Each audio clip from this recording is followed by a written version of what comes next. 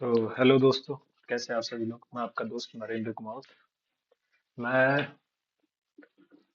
एक सी final student हूँ और जैसा कि अभी आईसीआई एसपीएम के एग्जाम्स वगैरह ले रही है, तो एग्जाम्स तो बोल सकता हूँ कि इजी तो बिल्कुल भी नहीं आ रहे सेट ए और सेट बी के, क्योंकि मैं ऑलरेडी सेट बी को तीसरी बार दे करके थर्ड अटेम्प्ट में मेरा क्लियर हुआ था।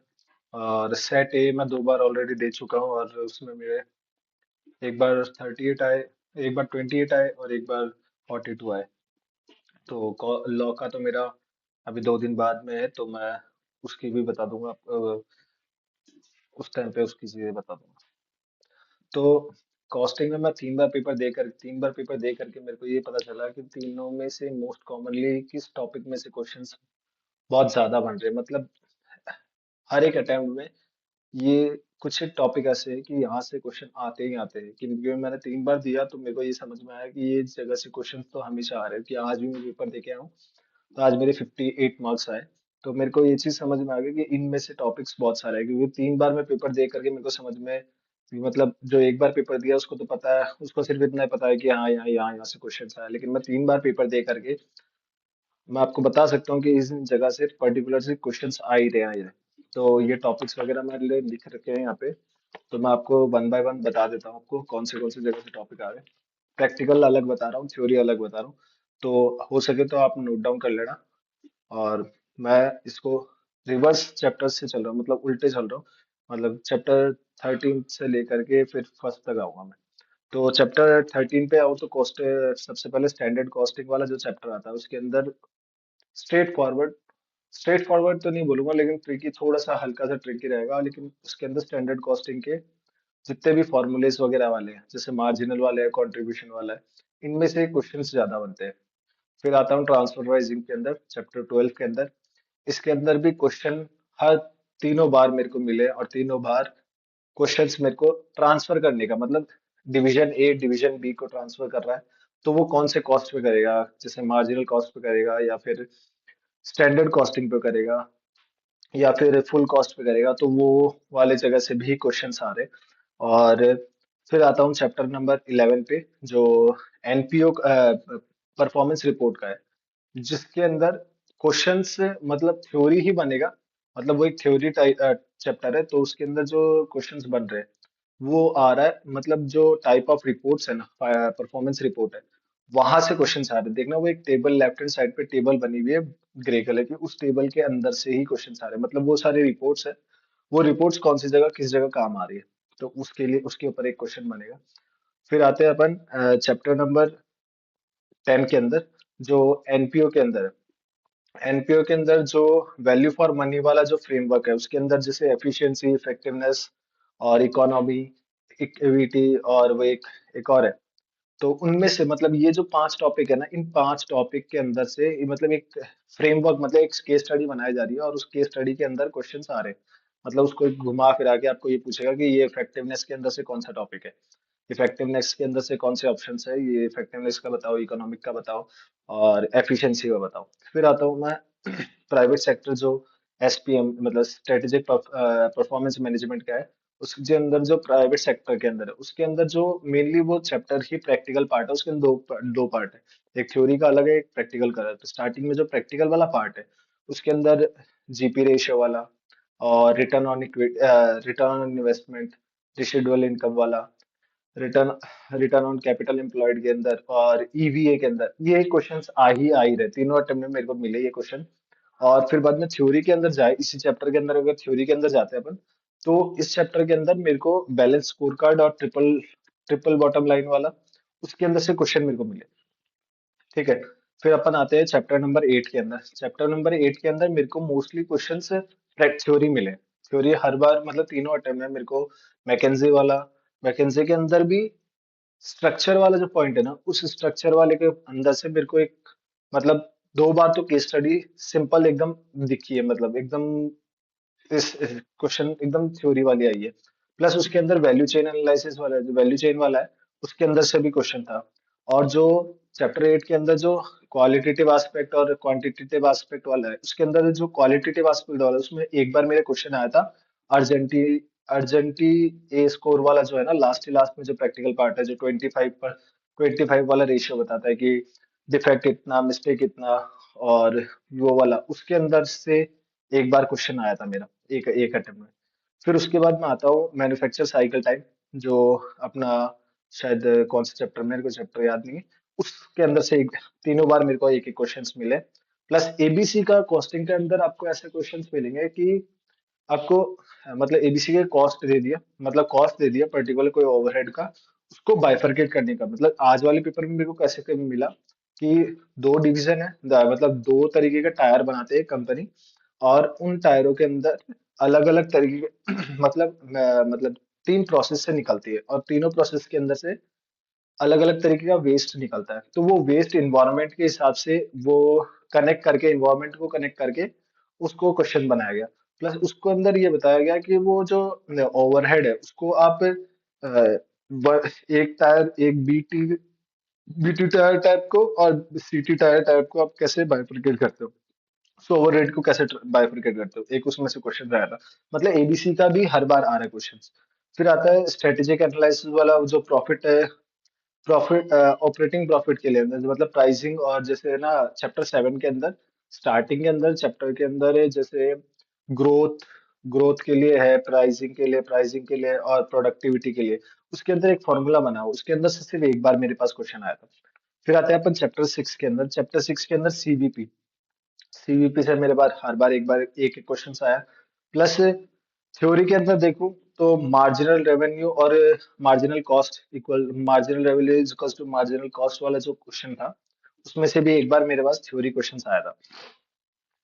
फिर चैप्टर 5 के अंदर आपको टोटल, मतलब वो चैप्टर 5 टोटली थ्योरी चैप्टर है, वो आपको भी पता है।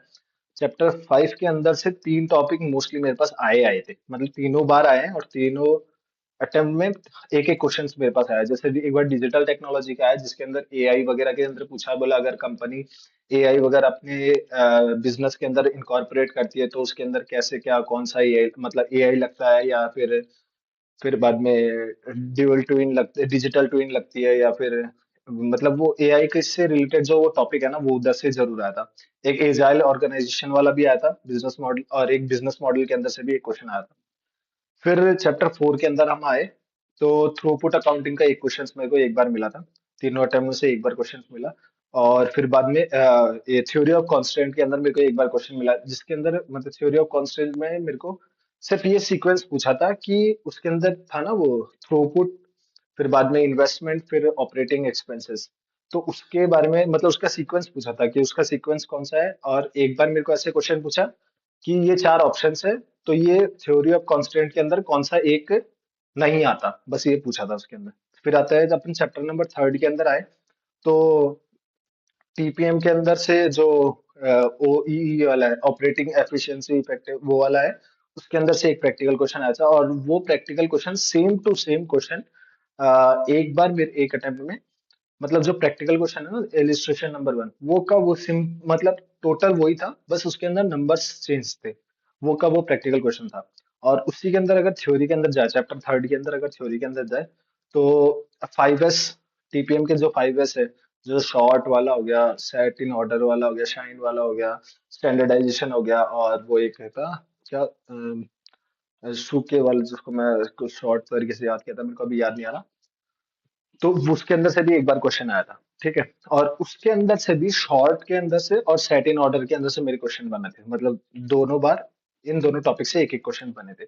फिर किन्स कॉस्टिंग के अंदर से भी क्वेश्चन बने, और फिर जेआईटी से तो हमेशा ही, मतलब हर एक अटेम्प्ट में एक क्वेश्चन के अंदर जेआईटी डाल करके, जेआईटी का कुछ फ्रेमवर्क बना करके उस क्वेश्चन को मेरे को मिला था। फिर चैप्टर 2 के अंदर जो क्वालिटी कंट्रोल वाला जो टॉपिक है, वो मेरे को तीनों बार एक एक क्वेश्चंस मेरे को मिले हैं, प्रैक्टिकल क्वेश्चंस मिले हैं। एक अटेम्प्ट में तो तीन क्वेश्चंस सीओक्यू के ही थे। प्रिवेंशन का अलग पूछ लिया, फिर बाद में इंटरनल फेलियर का अलग पूछ लिया, फिर बाद में अप्रेजल का अलग पूछ लिया, वो एक तो था ही प्रैक्टिकल प्रैक्टिकल। प्लस थ्योरी के अंदर जो लास्ट के अंदर जो है ना, डाउन साइजिंग, आउटसोर्सिंग और ऑफशोरिंग वाला, वो भी क्वेश्चन मेरे पास थे।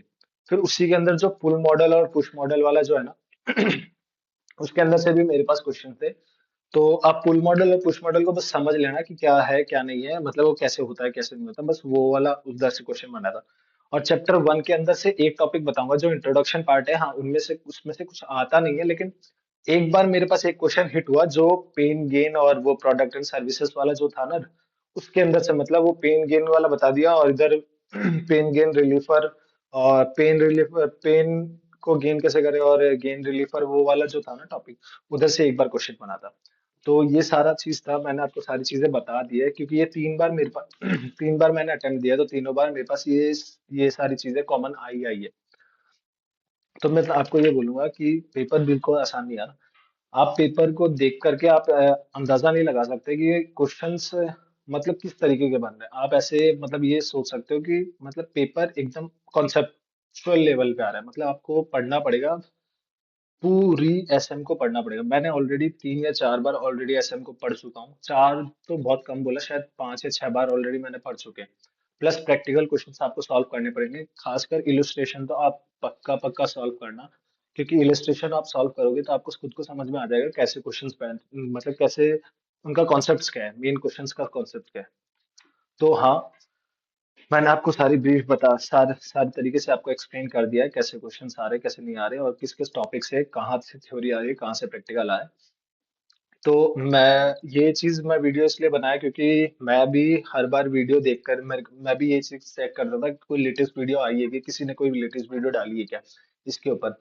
तो मैं इसी चक्कर में ये वीडियो, और मेरे को मिलते नहीं थे तो मेरे को ऐसा लगता था यार पता नहीं कोई बताता है नहीं बताता, लेकिन मैं बता रहा हूँ क्योंकि मैं 3 बार अटेम्प्ट दे करके मेरे को समझ में आ गया कि ये टॉपिक्स तो पक्के पक्के आने हैं। और अगर कोई भी अगर कॉस्टिंग का पेपर दे रहा है, प्लीज ये टॉपिक्स एक बार ना एक बार अपने हाथ से, एक बार आंखों से, एक बार प्रैक्टिकली सॉल्व करके ही जाना प्लीज, क्योंकि यहाँ से क्वेश्चंस आपके पास पक्के पक्के आने हैं। और ये बोलूंगा स्टडी मैट को पढ़ना ही पढ़ना, क्योंकि स्टडी मैट के बाहर जा करके आप ये सोचो कि मैं किसी और के नोट्स रेफर कर लेता हूँ, पॉसिबल नहीं है।